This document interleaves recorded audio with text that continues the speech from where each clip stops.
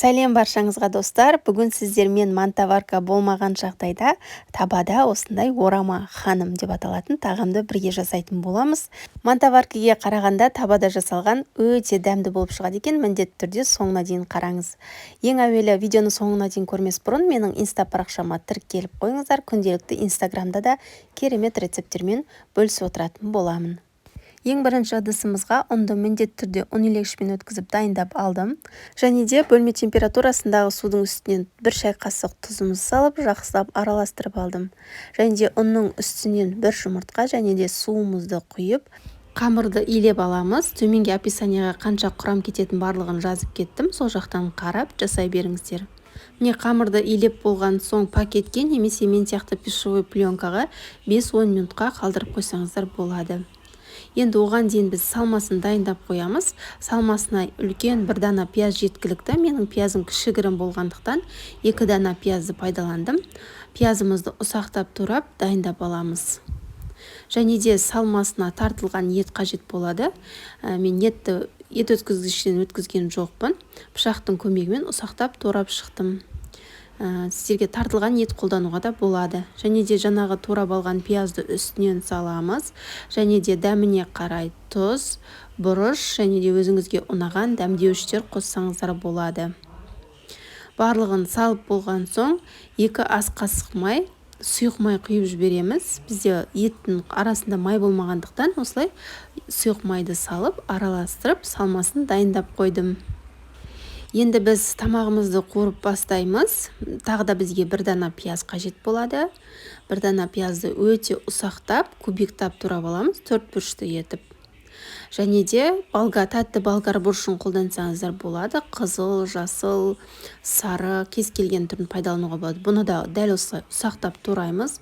Және де қалауыңыз бойынша бір дана сәбізді күштен өткізіп алсаңыздар болады. Егер сәбізді ұнатпасаңыздар, қосудың да қажеті жоқ. Не барлығын дайындап алдым. Қызып тұрған майға ең әуелі пиязымызды салып, пиязымыз сарғыш түске енгенше жақсылап қуырып алатын боламыз 2-3 минут көлемінде. Пиязды қуырып болған соң үстінен болгарскийімізді саламыз. Тағы да 2-3 минут қуырып болған соң артынша сәбізді салып қуырып аламыз. Енді дәміне қарай тұз салдым. Және де өзіңізге ұнаған дәмдеуіштердің кез келген салсаңыздар болады. Мен орегано дәмдеуіш қолдандым. Және де жаздың күні жапқан огоньоктан 3 қасық толтырып салып, жақсылап қуырып алдым. Және де қызарғанша қуырып болған соң 1 стақан суды құйып, қақпағын жауып, баяу отқа қойып қоятын боламыз. Оған дейін біз қамырымызды, жаңа дайын болған қамырымызды жаюға кірісетін боламыз. Ең әуелі қамырды жаймас бұрын осылай қолмен жақсылап басып аламын. Және де ұн сеуе отырып, қамырды ары қарай жаятын боламыз. Қамырымыз жұқа, әрі өте әдемі етіп жайып аламыз. Мүмкіндігінше жұқа етіп жайыңыздар. Міне қамырдың барлығын толығымен жайып болдым. Енді осы қамырдың үстінен біз сұйық май құятын боламыз. Яғни сұйық майды жағып шығамыз. Осындай қолдың көмегімен немесе щетканың көмегімен жұп-жұқа етіп барлық жеріне тигізіп жағып шығамыз. Және де жаңа алдын ала дайындап қойған салмасын дайындап барлық жеріне жайып шығатын боламыз. Енді дәл осы қамырды рулет тәріздес етіп орап аламыз.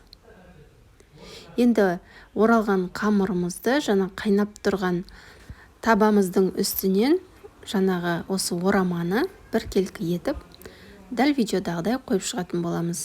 Және де үстінен қақпағын жауып, баяу отта 45 минутта пісіріп аласыздар. Өте оңай әрі ерекше дәмді болып шығады қыздар. Мұнда подливтерін дәл осылай бетіне жағып, қалауыңыз бойынша аскөктерді қолдансаңыздар болады. Өздеріңізге ұнайтын. Мен укропты турап бетіне септім. Қазір сіздерге кесіп көрсетемін. Бұл тағам мантаваркаға қарағанда өте жұмсақ әрі ерекше дәмді болып шығады екен.